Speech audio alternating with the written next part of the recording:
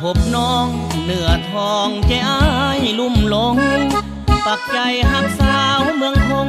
ดินแดนทงฝั่งน้ำเสโดคงน้อยคงใหญ่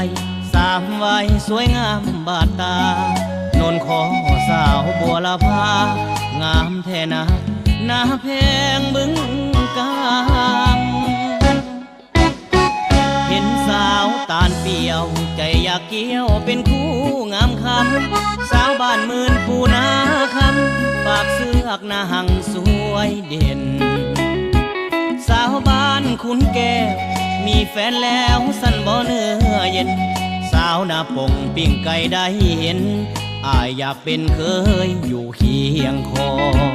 หินสิวคำทองท่าหลวงน้ำวังโอกาคิดหอดเจ้าขนาดพลสะอาดหน้านงคนงามสาวบ้านห้วยเสาน้องแตงอายเคยแวะยามหน้าผู้ลาวสาวไทยลามลามเขาขาวสาวงามแกงหวดแกงโคน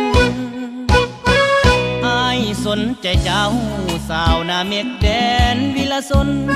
รอท่าอีกบ่โดนสาวบ้านโนนหน้าเตยหน้าตาลวอนสาวเมืองคงอานงเจ้าจงสงสารอย่าปล่อยอายทรมานขอเป็นลูกเป็นหลานเด้อย่าแม่เฒ่าเอ้ย